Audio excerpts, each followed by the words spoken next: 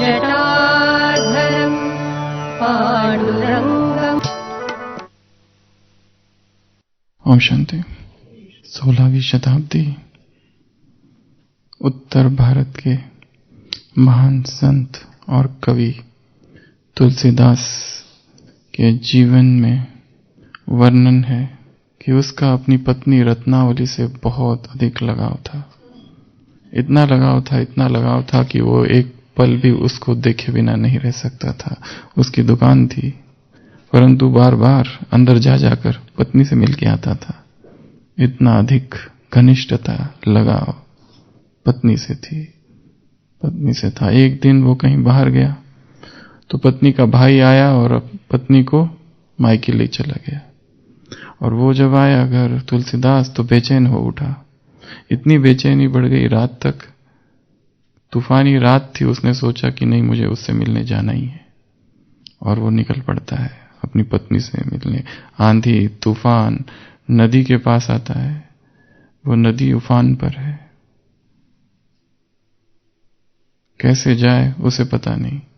एक लकड़ी का लोंदा वहां पे तैर रहा होता है। वास्तव में वो मुर्दा होता है, परंतु वो उसके ऊपर बैठ जाता है और उसको नाव समझते हुए, लकड़ी समझते हुए दूसरी ओर पहुंचता है। और वहां पहुंचने के बाद भी मध्य रात्रि, और उसकी पत्नी ऊपर रहती है, ऊपर के माले पर। तो एक रस्सी टंगी होती है, उसको पकड़ता है और पकड़ के ऊपर आ जाता है। उसकी पत्नी को उठाता है, तुम सो रही हो? तो आश्चर्यचकित हो जाती है कि आप यहां कैसे पहुंचे इतनी तूफानी रात में, और वो ऊपर कैसे आए, दरवाजे से क्यों नहीं आए? वो कहता है, इतनी रात किसको उठाऊं, घर वाले भी तो होंगे। तो मैं तो खिड़की से आया। खिड़की से कैसे आए? वहां तो कोई रस्सी है नहीं। देखती है तो वो एक अजगर या सांप। तो वो पत्नी उससे कहती है, इतना पागलपन, यदि इतना। वो कहता है, मैं क्या करूं, मेरा प्यार ही तुमसे इतना है कि मैं तुम्हारे बिना रह ही नहीं सकता। तो उसकी पत्नी कहती है कि जितना प्यार तुम्हें इस देह से है, इस हड्डी मांस के शरीर से है, यदि इतना ही प्यार तुमने राम से किया होता ना, तो तुम्हारा बेड़ा पार हो गया होता, कब कि तुम मुक्त हो गए होते। और बस पत्नी के यही वाक्य, और वो अपनी पत्नी में देखता है उसका शरीर हड्डी और मांस का दिखाई देने लगता है उसको। और वो तुरंत वहां से चला जाता है और फिर कभी वापस नहीं आता है। जंगलों में भटकता है, राम राम राम, दिन रात पुकारता है। दिखाया है, हनुमान जी वगैरह दर्शन देते हैं, वो अलग बात है। और फिर एक नया आध्यात्मिक जीवन उसका चालू हो जाता है, और फिर कभी वापस लौट कर नहीं आता है। उसकी पत्नी ही उसके लिए क्या बन जाती है? गुरु बन जाती है। बाद में उसकी पत्नी उसको मनाने भी आती है कि वो तो मैंने ऐसे ही कह दिया था, अब घर तो चलो। वो कहता है, अब नहीं आ सकता मैं, जो छोड़ दिया सो छोड़ दिया। तो दिखाया है उसने उसके पत्नी को ही गुरु समझ लिया, गुरु बन गई हो। ऐसे बहुत सारे उदाहरण हैं जहां अकस्मात व्यक्तियों को कुछ दिखाई दिया और वो उनसे उन्होंने कुछ सीख लिया। जैसे सूफी संत जा रहा है, छोटा बच्चा मस्जिद में दिया लेकर भाग रहा है। वो उसको लगता है कि इसको कुछ थोड़ी शरारत की जाए। उस बच्चे को पुकारते, इधर आओ। कहां जाते हो? वो कहता है, मस्जिद में दिया ले जा रहे हो। वो कहता है, दिया कहां से लाया? घर से लाया। तो वो पूछता है, ये दिए में जो ज्योति है, अब ये बताओ तुमने कहां से लाई? दिए में जो ज्योति है वो कहां से आई? वो सूफी संत सोचता है, ये क्या उत्तर दे पाएगा, जरा देखता हूं। तो वो छोटा बच्चा भी बड़ा होशियार होता है, फूंकता है और दिया बुझा देता है। कहता है, ये जहां वहीं से लाई थी, जहां ये चली गई। अब आप बताओ ये गई कहां? तो सूफी संत लिखता है, वो बच्चा भी मेरा गुरु है। एक दूसरा सूफी संत रात भर घूमता है, कहीं घर नहीं मिलता है, एक चोर के घर में ही ठहर जाता है, आश्रय रह लेता है। चोर भी जरा दयालु होता है, रह जाओ, फकीर हो। और हर रात सो चोर निकलता है चोरी करने, आदत। सुबह लौट के आता है फकीर, पूछता है क्या हुआ, वो कहता है कुछ नहीं मिला, पर आज रात को जरूर मिलेगा, अगली रात को। वो सूफी फकीर लिखता है कि 1 मास तक वो चोर रोज जाता है और खाली हाथ कर सुबह सुबह लौट के आता है, पर आशा नहीं छोड़ता।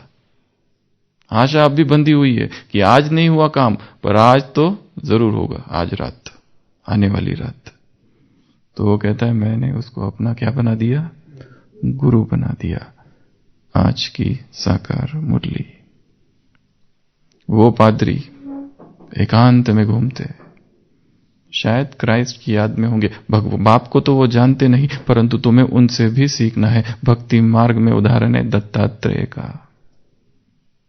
तुम भी दत्तात्रेय हो, कैसे पर, नंबरवार। आज 2 जगह बाबा ने कहा है नंबरवार। तुमने जितने पाप किए तुम ब्राह्मणों ने उतने किसी ने भी नहीं किए। एक तो यहां कहा नंबरवार, और दूसरी जगह कहा तुम सब कौन हो, दत्तात्रेय हो। कैसे दत्तात्रेय हो, नंबरवार। दत्तात्रेय अर्थात गुणग्राही, दत्तात्रेय अर्थात सबसे गुण उठाने वाले।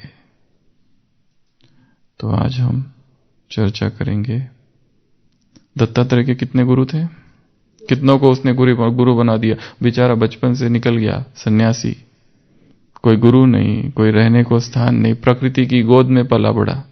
तो प्रकृति में जो जो कुछ उसको दिखा उसी को गुरु बना दिया उसने। तो 24 गुरु उसने बनाए। तो दत्तात्रेय की ये जो पाठशाला है उसमें बहुत सारे गुरु हैं। तो हर एक से सीखना है। हर एक से क्या करना है, सीखना है, गुण उठाने हैं।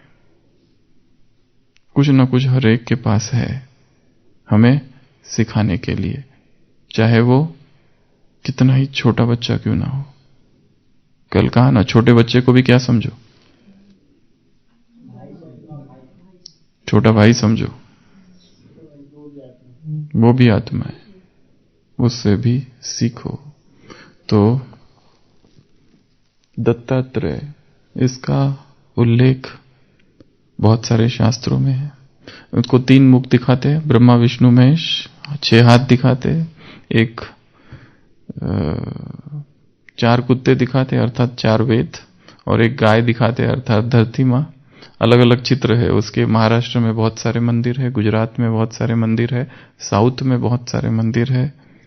अवधूत गीता है, एक अवधूत गीता, एक गीता है लक्ष्मण गीता, एक है भगवत गीता, एक है अवधूत गीता। ऐसी अलग अलग गीताओं में अवधूत गीता अद्वैत वेदांत का शास्त्र है।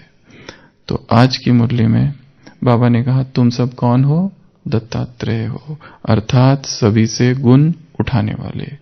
तो इस दत्तात्रेय के 24 गुरु थे। तो अभी हम ये सारे 24 गुरु देखेंगे और इनसे उस दत्तात्रेय ने क्या क्या सीखा, क्या क्या गुण उठाए। अर्थात हर चीज से सीखना है। जो भी आसपास दिखाई दे रहा है, जो भी हमारे इर्द गिर्द लोग हैं, इसमें से कुछ पशु है, कुछ पक्षी है, कुछ व्यक्ति है, कुछ मनुष्य है, कुछ तो निर्जीव स्थान है, कुछ तत्व है।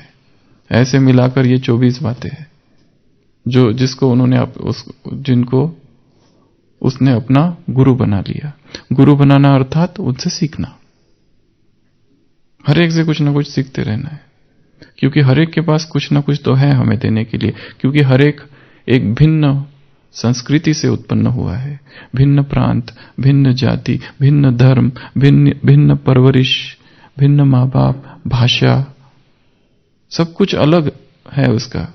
और वो उस बैकग्राउंड से आया हुआ है, उस पार्श्वभूमि से आया है, तो उससे हम बहुत कुछ सीख सकते हैं। तो दत्तात्रेय का सबसे पहला गुरु है 5 तत्व। 5 तत्व में सबसे पहला ले लो, कौन सा लेंगे, पृथ्वी, अर्थ। पृथ्वी से क्या सीखेंगे, पृथ्वी से सहनशीलता। पृथ्वी सब कुछ सहन करती है, सब कुछ सहन करती है। हमने कभी सोचा कि इस पृथ्वी से भी हमें कुछ सीखना है? जो जो चीजें दिखाई देती है आंखों से, उन सब से सीखते जाना है।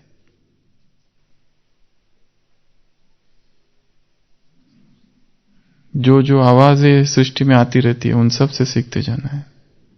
जो जो दिखाई देता है, उनसे सीखते जाना है, सबसे। तो पृथ्वी क्या सिखाती है? मनुष्य क्या क्या करते हैं पृथ्वी के साथ, और पृथ्वी क्या क्या देती है हमको? ये धरती माँ, ये अवनी माता बहुत कुछ देती है। खेत कहाँ उगते हैं, फसल, हमारी परवरिश जो हो रही है किससे हो रही है? पृथ्वी से हो रही है। इसके लिए पृथ्वी की से सीखना भी है और उसको सकाश भी देना है। उसको मां कहते हैं, क्योंकि मां की तरह पालना करती है वो, सब कुछ सहन करते हुए भी। तो उस पृथ्वी से जो गुण सीखना है वो है सहनशीलता का गुण। दूसरा है हवा, वायु, विंड। हवा से क्या सीखेंगे? हवा निर्लिप्त है। हवा निर्लिप्त है, कहीं भी लिप्त नहीं होती है, कहीं रुकती नहीं है। यहां से गई, वहां से गई, वहां से गई, वहां से गई, सब जगह जाती है, परंतु किसी में अटकती नहीं है, किसी में फंसती नहीं है। ऐसा जीवन हो योगी का जीवन, अर्थात निर्लिप्त जीवन। भले 100 जगह जाओ, 100 लोगों के बीच में रहो, पर किसी से कोई लेना था नहीं। किसी से स्थान पर रहो, उस स्थान से भी कोई आसक्ति नहीं, किसी स्थान से आसक्ति नहीं, किसी से आसक्ति नहीं। आज की मुरली में कहा ऐसा समय आएगा अनाज भी नहीं मिलेगा, निर्लिप्त। तो वायु क्या सिखाती है हमें? निर्लिप्त। दत्तात्रेय ने अपना दूसरा गुरु किसको बनाया? वायु को बनाया। तीसरा गुरु आकाश, स्काई, बेहद है। बेहद, बेहद दृष्टि, बेहद वृत्ति। लास्ट संडे की मुरली, जो ये समझते हैं मेरा परिवार और मेरा सेवा केंद्र, वो कहां पर बनेंगे, कहां आएंगे? त्रेता में आएंगे। पहले पुर की टेस्ट खत्म होगी, दूसरा पुर लेना पड़ेगा। खा पी के देवताओं ने जो बचा रखा है वो त्रेता में लेना पड़ेगा। तो वो है क्षत्रिय की निशानी, और जो बेहद में रहते हैं वो है देवता। तो ये क्या सिखाता हमें? आकाश नीलांबर क्या सिखाता है? बेहद में रहना। और उसमें कितने बादल आते हैं और चले जाते हैं, वो अप्रभावित रहता है। आज की मुरली में भी बोला ये सब होगा, माया आएगी, ऐसा नहीं होगा कि नहीं आएगी, रुस्तम बनकर आएगी, पर तुमको अडोल रहना है। ऐसे ऐसे ख्यालात आएंगे, ये ऐसा क्यों करते हैं, वो वैसा क्यों करते हैं, ये ब्राह्मणी ऐसी क्यों करती है। तुम्हारा क्या जाता है? तुम क्यों नाराज होते हो, तुम क्यों रूठते हो? सुनको तुमको मजा नहीं आ रहा है उसकी बातें सुनने में, बैठो, सुन के चले जाओ, बात मत करो। ब्राह्मणी के लिए कहा है। तो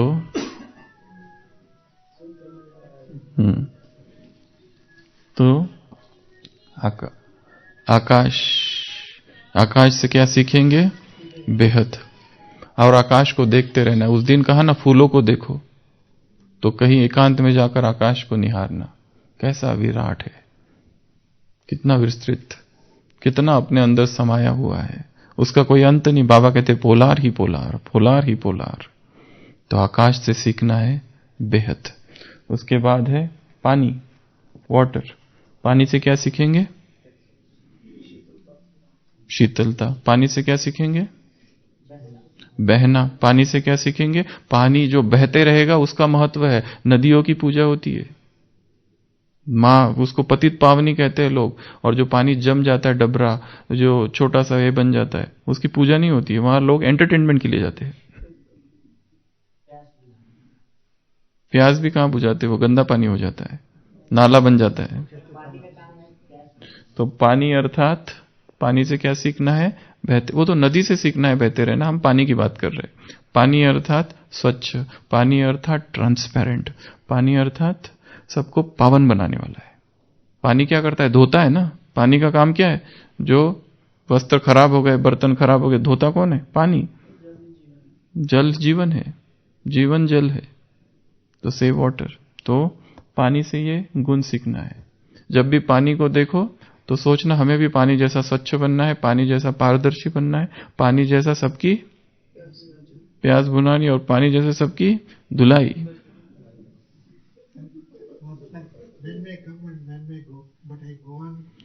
विंड में विंड पर वो विंड के लिए है कि वाटर के लिए है? वाटर के लिए। कविता है, इंग्लिश पोएम।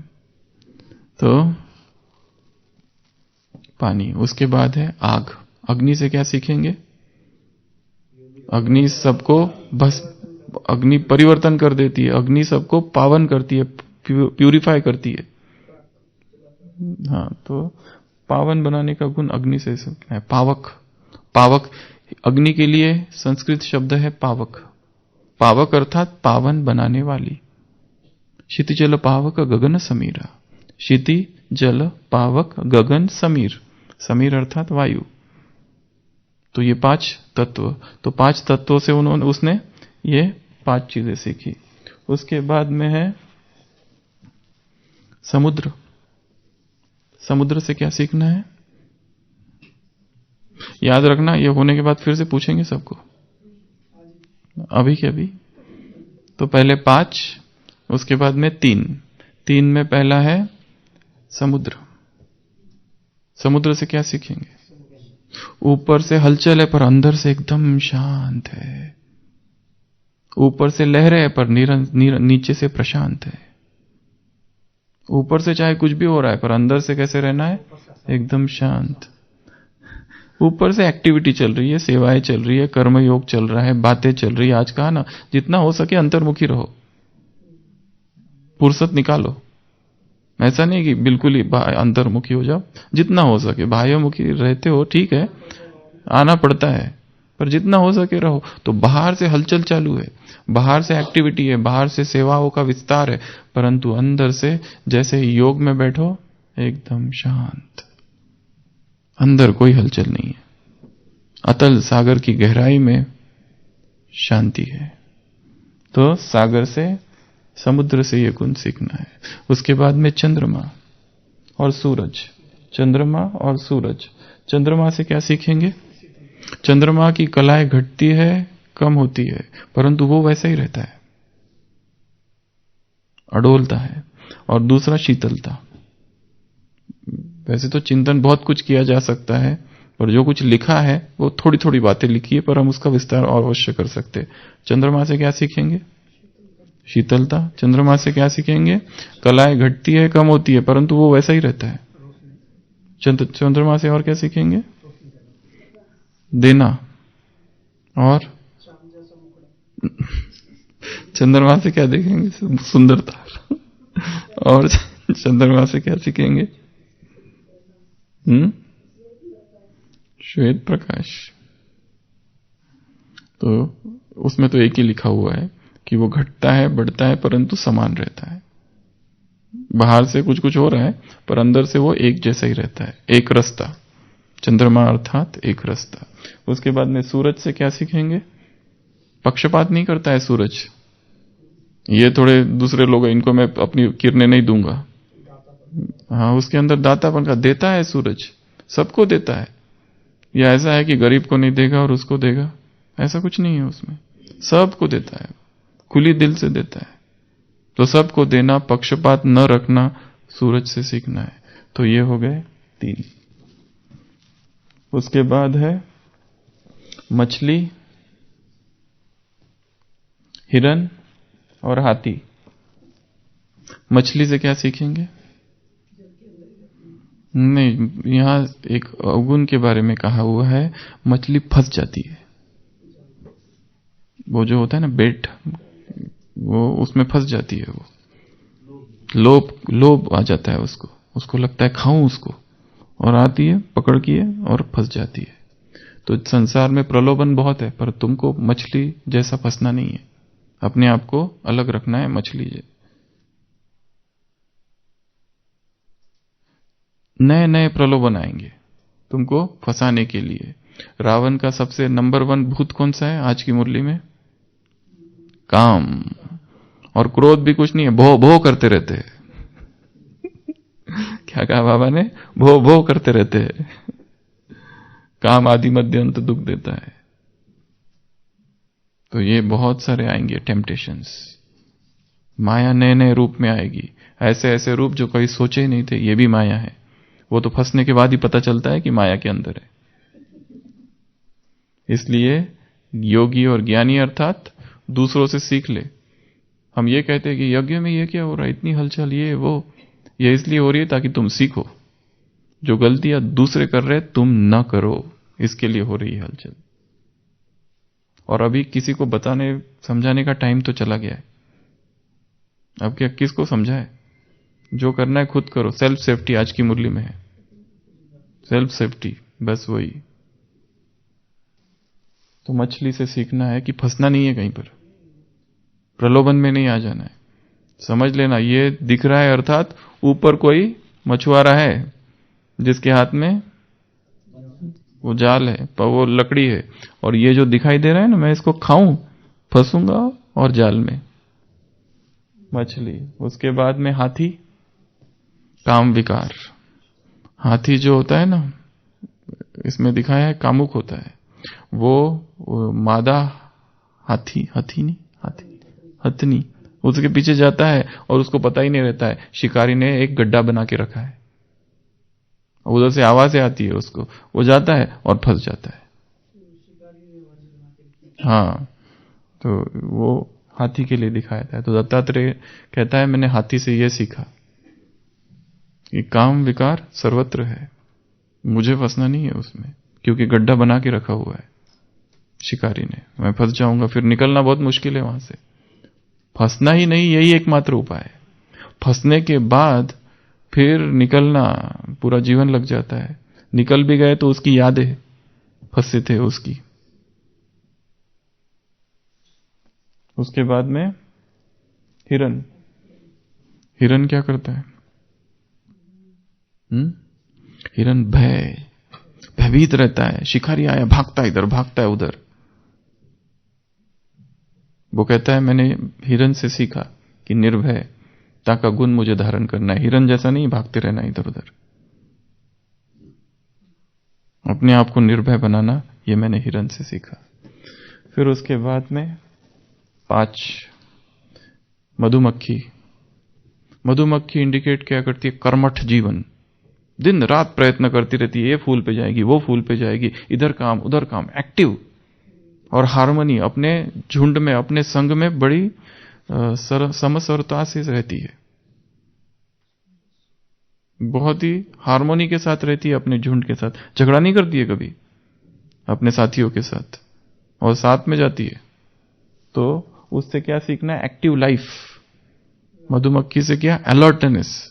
निरंतर जिससे सीख सके उससे सीख लेना। आज की मुरली में और एक उदाहरण दिया बाबा ने जो तुमको सीखना है, ब्रह्मा भोजन का महत्व।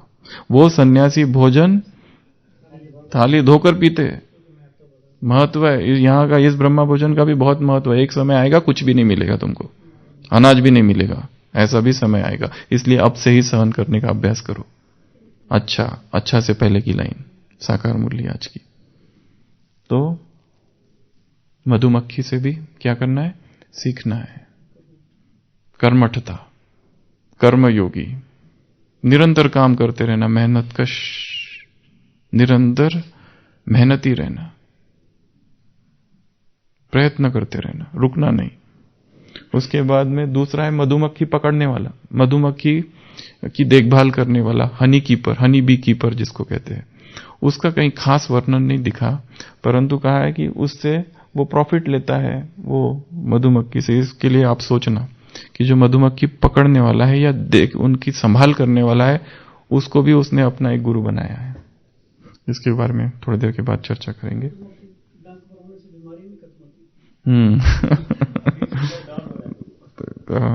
मधुमक्खियों का एक दूसरा भी उपयोग है विनाश के संबंध में। जब मधुमक्खियां कम हो जाएगी तब विनाश होगा संसार में। ऐसी बहुत सारी अमेरिका में स्टडीज हुई है। हनी बीज कम होने लगेगी तो संसार विनाश की तरफ जा रहा है। इसका बहुत इकोलॉजिकल रीजंस दिए अलग अलग। इनके लिए उसका अस्तित्व में होना बहुत जरूरी है, इकोसिस्टम में होना। ये कुछ अलग ही सिद्धांत है एक। फिर उसके बाद में है एक कुंवारी कन्या। दत्तात्रेय गुजर रहा था, एक कुंवारी कन्या, मेडन गर्ल। दत्तात्रेय जा रहा था, एक कन्या थी, उसको देखने के लिए, शादी के लिए देखने के लिए कुछ गेस्ट आ गए, और उसकी मां थी वो कहीं बाहर गई थी, और वो अंदर के कमरे में थी, वो बाहर थी। तो वो धान कूट रही थी, उसके हाथ में कंगन थे, दोनों हाथ में। तो वो कूट रही थी तो आवाज आ रहा था। तो उसको लगा वो लोग क्या सोचेंगे कि ये अभी काम कर रही है, अभी धान कूट रही है, पहले से तैयारी नहीं की हुई है, वगैरह वगैरह।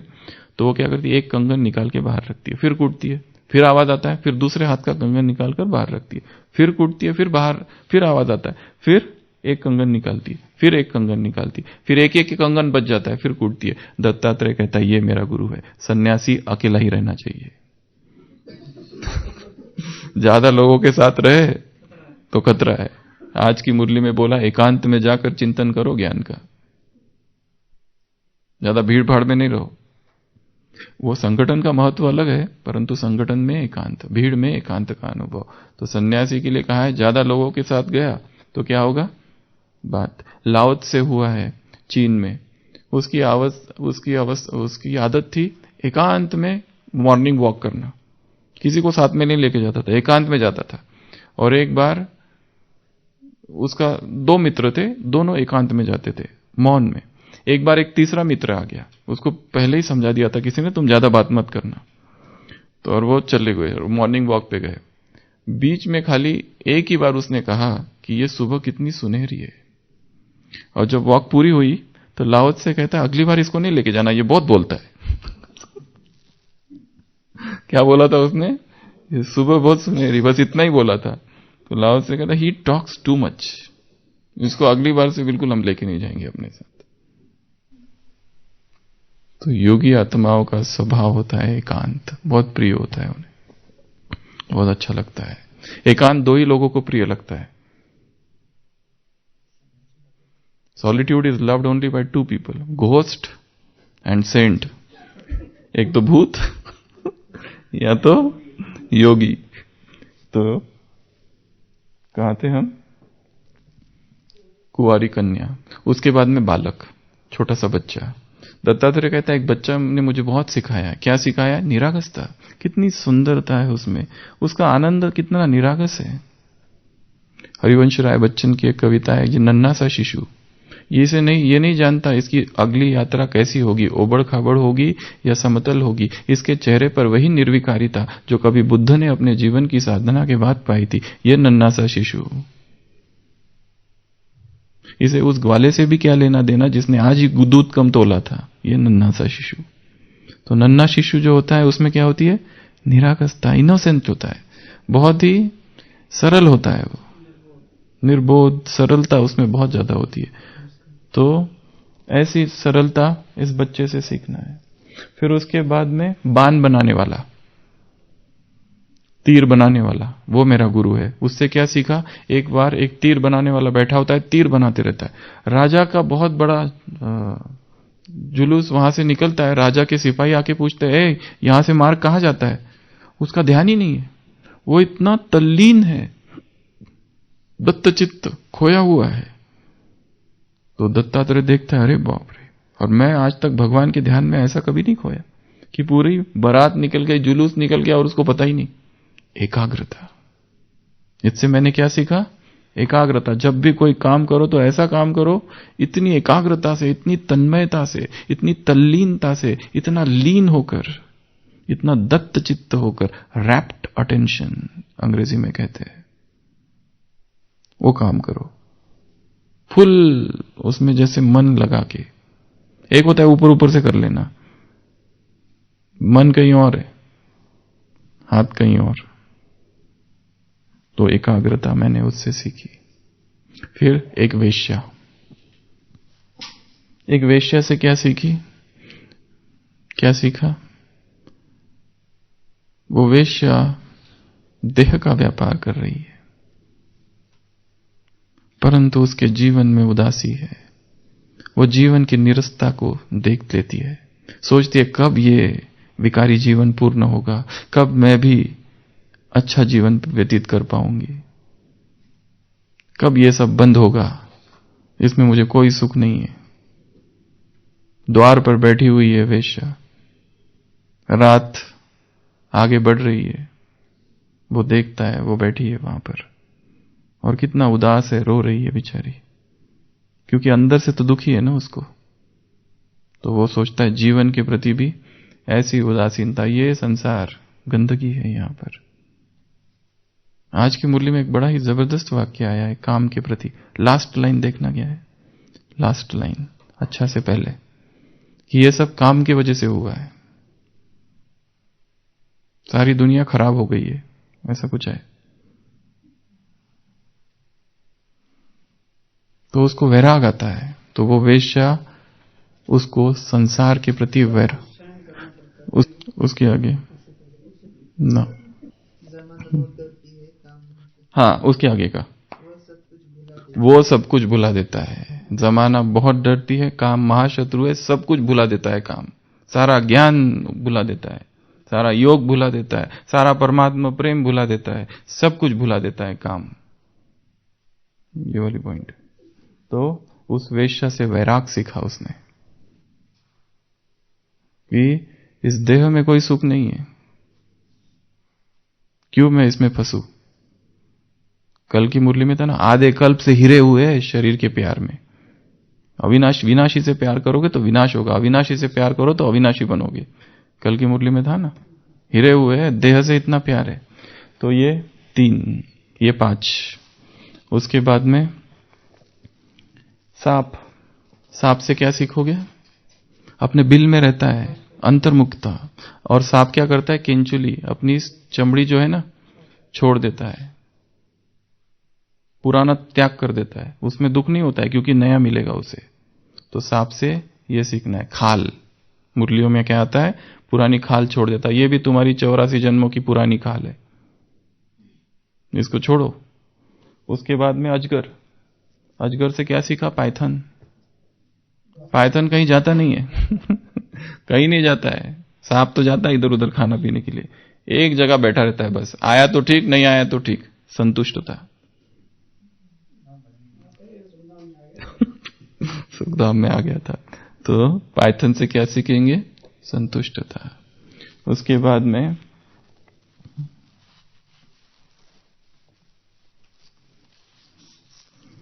वो एक पक्षी होता है जिसको बाज, हॉक कहते हैं। हॉक को इंग्लिश में क्या कहते हैं, हिंदी में इसको अलग अलग टिटवी, अलग अलग नाम है। बाज जैसा ही एक पक्षी होता है ये। तो इससे दत्तात्रेय, चील, हाँ चील के कैटेगरी के ही है ये सारे। हाँ, तो इसमें उसने देखा एक बार एक चील पक्षी जा रहा है, उसके हाथ में कोई मांस का टुकड़ा है और उसके पीछे बहुत सारी चीलें जा रही है, हॉक। तो उसको समझ में नहीं आता ये मेरे पीछे क्यों कर रही है, और वो और तेजी से भागती है और फिर उसको लगता है ये छोड़ के तो देखो क्या होता है, वो छोड़ देती है। वो जैसे ही छोड़ देती है, वो सारे जो उसके पीछे होते हैं उसके पीछे चले जाते हैं और वो शांति से एक झाड़ पे बैठ के देखती रहती है। तो इससे मैंने ये सीखा कि पकड़ के नहीं रखना है वस्तुओं को पकड़ के नहीं रखना है और उसके बाद में है कबूतर। इसका हमें ज्यादा समझ में नहीं आया क्योंकि इसमें ऐसा लिखा हुआ है कि कबूतर जो है वो पिंजड़े में रहता है, या वो जो हंटर होते हैं शिकारियों का बहुत दुख सहन करता है, परंतु वो अपने ही कारण सहन करता है क्योंकि अपने ही वजह से वो कैद में बंद है। वो उसमें फंस जाता है क्योंकि उसको सब कुछ मिलता है वहां पर, आराम से उसका जीवन है, ठीक है, आराम से उसको कुछ उड़ना, कहीं जाकर उसको कमाई करने की जरूरत नहीं है, खाने पीने के लिए पेट भर रहा है अपने आप तो उससे मैंने ये सीखा कि ये जीवन मुझे नहीं चाहिए, मुझे उन्मुक्त गगन में उड़ने वाला जीवन चाहिए, बंधन वाला जीवन नहीं चाहिए। ये मैंने तोते से, कबूतर से सीखा। तो ये 2। उसके बाद में पतंगा अर्थात परवाना अर्थात मौत, वो अट्रैक्ट होता है लाइट की तरफ, बाबा इसको अलग रीति से लेते हैं, परंतु ये है वो उसके इंद्रियों से धोखा देते हैं और वो लाइट की तरफ अट्रैक्ट होकर मर जाता है, क्योंकि उसको लगता है कोई सुगंध आ रहा है, उसको लगता है कुछ अच्छा है वहां से। तो अपनी इंद्रियों से कभी भी धोखा नहीं खाना, आंख से धोखा नहीं खाना, कान से धोखा नहीं खाना, नाक से धोखा नहीं खाना, त्वचा से धोखा नहीं खाना, क्योंकि ये धोखा देते हैं सारी इंद्रियां। इंद्रियों के प्रति सजग रहना, सावधान रहना, कब कौन सी इंद्रिया धोखा दे पता नहीं। तटस्थ रहना, इंद्रिया टेम्प्ट भी करे तो भी तटस्थ रहना, अपने आप वो टेम्पटेशन चला जाएगा। उत्तेजना उत्पन्न हो शरीर में, रुक जाना, आएगी उत्तेजना और चली जाएगी, क्योंकि उस समय, क्योंकि दो मार्ग है। ये एक सूक्ष्म बात है, बहुत सूक्ष्म बात। भोग ऐसा है कि न भोगो तो बेचैनी होती है और भोगो तो पश्चाताप। क्या लोगे? नहीं करो, जैसे कोई स्मोकिंग करता है, नहीं पिया तो इतनी बेचैनी, और पी ली अगर तो फिर पश्चाताप होता है कि फिर से वही किया जो रोज करता हूं। तो दो है, क्या लेंगे फिर बताओ? दोनों तरफ दुख है और दोनों तरफ बेचैनी है।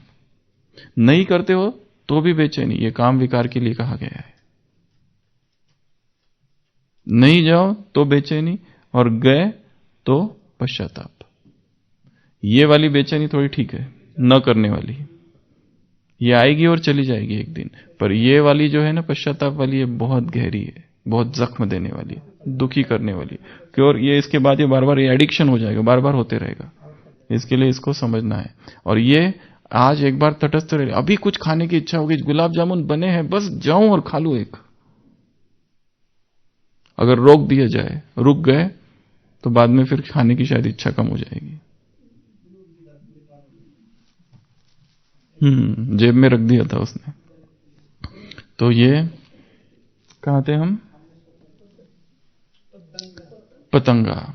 उसके बाद में है भ्रमरी या भ्रमक, उसको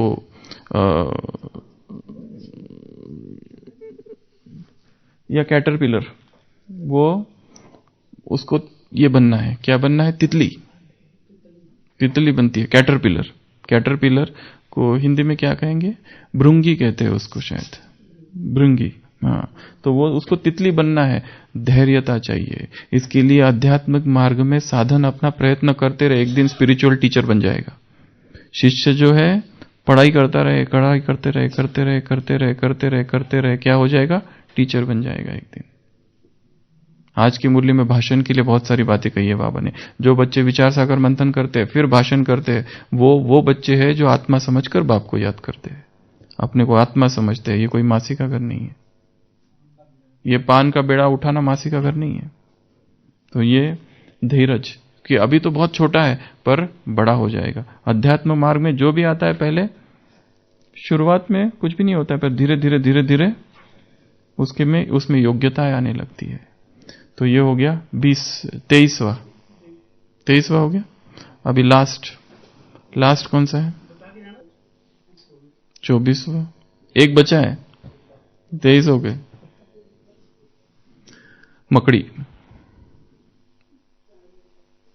मकड़ी जाल बुनती है, उसमें थोड़ा अलग बताया है। मकड़ी जाल बुनती है, जाल को नष्ट भी करती है और फिर नया जाल बुनती है। और इसका एक अर्थ यह भी है कि खुद ही जाल बुनती है, खुद ही फंसती है और खुद ही निकलती है फिर बाहर। यदि तुम भी संसार में अपने ही जाल में फंसे हुए हो, और निकाल कौन सकता है अपने आप को? खुद ही डिस्ट्रॉय कर दो आप उस जाल को और बाहर निकल के आ जाओ। तो दत्तात्रेय के ऐसे ये कितने हैं? 24 गुरु। तो अभी फिर से रिवाइज करते हैं। आशीष भाई, छठवां कौन सा था? सबसे पहला चालू करते हैं पहले से। पहले 5 तत्व, इन तत्वों से सीखना। ये तो चलो थोड़ी सी बातें थी यहाँ पे 24, पर इस प्रकृति में, इस संसार में हजारों बातें हैं। जो कुछ देखो उससे सीखना है, जो कुछ दिखाई दे रहा है उससे सीखना है। फूल खिला हुआ है उससे सीखो, कांटा चुभा उस कांटे से चुभो, सीखो कुछ ना कुछ। हर चीज से कुछ ना कुछ सीखना है। वो चाणक्य का दिखाया हुआ है, जा रहा है, कांटे चुभते हैं उसको। चंद्रगुप्त तो छोटा सा है, उसके पीछे पीछे जाता है। वो कहते हैं आचार्य आप क्या कर रहे हो?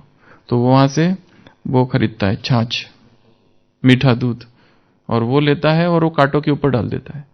वो कहते हैं आचार्य आप ये क्या कर रहे हो? कहता है थोड़ी देर में अभी यहां पर चींटियां आ जाएंगी, इस कांटों को नष्ट कर देगी, क्योंकि इन्होंने मुझे आहत किया है, मैं इनको नष्ट कर दूंगा। तो ये दूसरों को भी आहत कर सकती है, तो उससे भी उसने सीखा।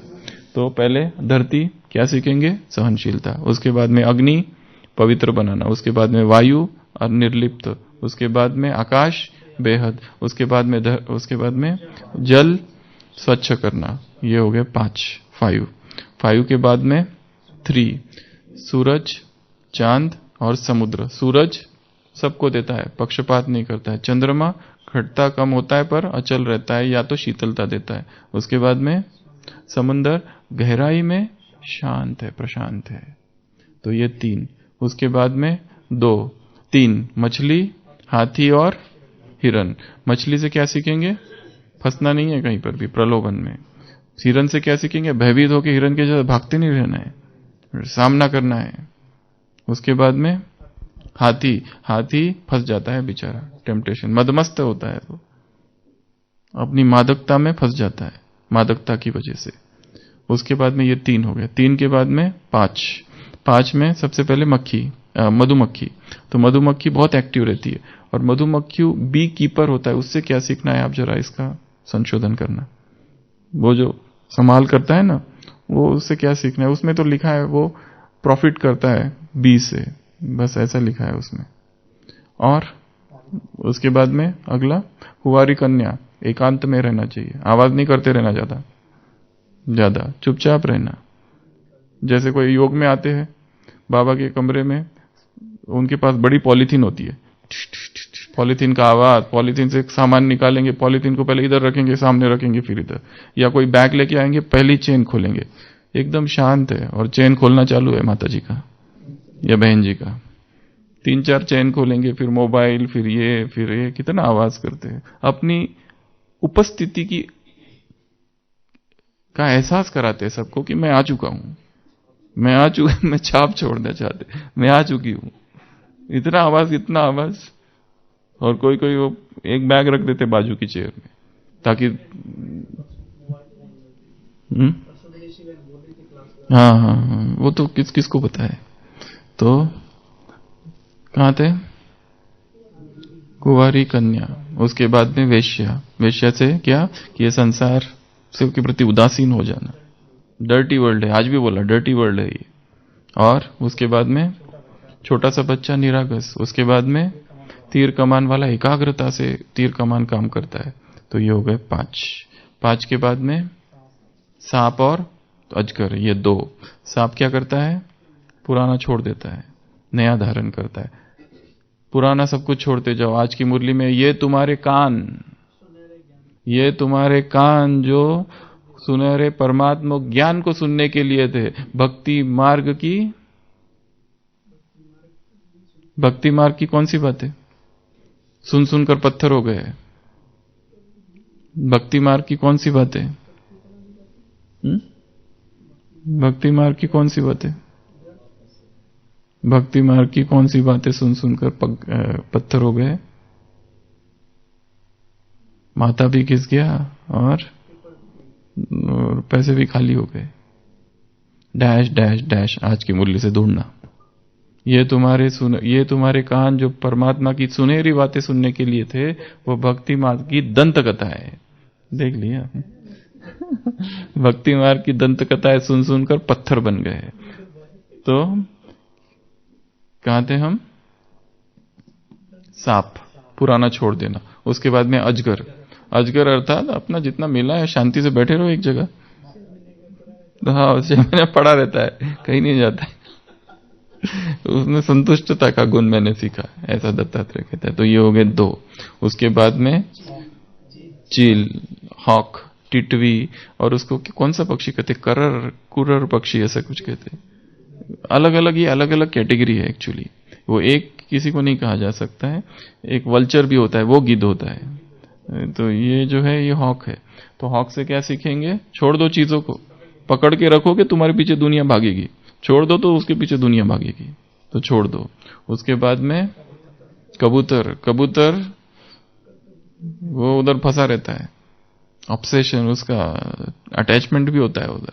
उसको छोड़ भी दो तो भी वो जाता नहीं है। जैसे एक बार भी सुनाया था, एक सन्यासी घूमता रहता है पहाड़ी इलाकों में और उसको आवाज आती है स्वतंत्रता स्वतंत्रता स्वतंत्रता। उसको, वो तो सेनानी होता है, पहला फ्रीडम फाइटर, तो उसको लगता है कौन बंद पिंजरे में है, मैं उसको फ्री करूंगा। जाता है, वहां एक सराय है, होटल है, वहां देखता है एक पिंजरा टंगा हुआ है और वहां पर वो कबूतर है। तो उसको लगता है इसको मुझे छोड़ना है, पर अभी डायरेक्ट तो कर नहीं सकता, तो वहां पर कमरा ले लेता है रहने के लिए। और रात में जब सब सो जाते हैं तब वो पिंजरा खोलता है और उस कबूतर को कहते हैं भाग भाग, तुम दिन भर चिल्लाते रहते हो ना स्वतंत्रता स्वतंत्रता फ्रीडम फ्रीडम फ्रीडम, अब भाग। तो वो निकलने को तैयार नहीं होता है। पर ये भी कोई स्वतंत्रता सेनानी होता है, freedom fighter, x freedom fighter. इतना जल्दी थोड़ी ना किसी को बंधन से हार मान जाएगा। पकड़ता है, उसको चोंच मारता है वो, परंतु फिर भी पकड़ता है और उड़ा देता है। और उसको जो खुशी होती है, आहा, क्योंकि किसी बंधन वाले व्यक्ति को, पिंजड़े से किसी को निकाल दिया, और वो स्वतंत्रता सेनानी है, बहुत खुशी होती है। आराम से जाके सोता है, सुबह उठता है तो सुबह उठते उठते फिर से वही आवाज आती है उसको, स्वतंत्रता स्वतंत्रता स्वतंत्र। उसको लगता है अब कौन चिल्ला रहा है। खिड़की से देखता है तो कुछ नहीं दिखता है, उस पिंजड़े की तरफ देखता है, वो पंछी वापस उस पिंजड़े में आ गया है और वहीं बैठकर अब फिर से चिल्ला रहा है फ्रीडम फ्रीडम फ्रीडम। फ्रीडम अभी पंछी छोड़ दिया, पिंजरा क्यों बंद करेगा, वो भूल गया होगा। तो ये एक स्वभाव है कि पिंजड़े के अंदर चले जाना। पिंजड़े में बहुत सुख है। कौन सा सुख है? सब टाइम टू टाइम मिलता है, कंफर्ट जोन है। तो इसलिए तो कई लोग जेल बर्ड्स बाबा कहते हैं ना, जाते रहते जेल में। जेल में जाओ, कुछ कमाने की चिंता नहीं, कुछ नहीं, आराम से भोजन भोजन मिलते रहता है। बाहर जाओ तो कितनी चिंता होती है पैसों के लिए। तो कबूतर, उसके बाद में 3 पतंगा, सेंसेस उसको डिसीव करते हैं, इंद्रिय, अपनी इंद्रियों से धोखा नहीं खाना है, यह दत्तात्रेय ने उससे सीखा। उसके बाद में ब्रह्म, कैटरपिलर, कैटरपिलर, भ्रमरी नहीं, कैटरपिलर, उसको क्या कहते हैं? भृंगी, भृंगी, भृंगी कहते हैं उसको। वो भृंगी को आशा है कि वो क्या बन जाएगा, बन जाएगी तितली। तो जो छोटे साधक है उसको भी साधना करते जाना चाहिए, करते जाना चाहिए, करते जाना चाहिए। धीरे धीरे वो कहते हैं वो भी एक दिन स्पिरिचुअल मास्टर बन जाएगा। उसके बाद में लास्ट 24वां गुरु मकड़ी, जाल जो बुना है अब उसको क्या कर दो, नष्ट कर दो और बाहर आ जाओ। 24 हो गए कि कम हुए? थोड़े हो गए ना? नहीं, ज्यादा तो नहीं हुए, 24 हुए बराबर। तो ये दत्तात्रेय की पाठशाला है कि जिसके ये 24 गुरु है। तो बाबा ने कहा गुण ग्राही बनो, हर एक से गुण उठाओ, हर एक से सीखो, पादरी से सीखो, आज की मुरली में उस सन्यासी से भी सीखो जो भोजन का इतना महत्व रखते हैं। ये 2 तो बाबा ने मुरली में बता दिए। तो सारे दिन भर ये लक्ष्य रखना है, मैं जो भी मेरे संपर्क में व्यक्ति आएगा उससे मैं क्या सीखूं, 1, जो भी वस्तुएं देखूंगा उससे मैं क्या सीखूं, 2, जो भी प्रकृति में चीजें दिखाई दे, नैसर्गिक चीजें, उससे मैं क्या सीखूं।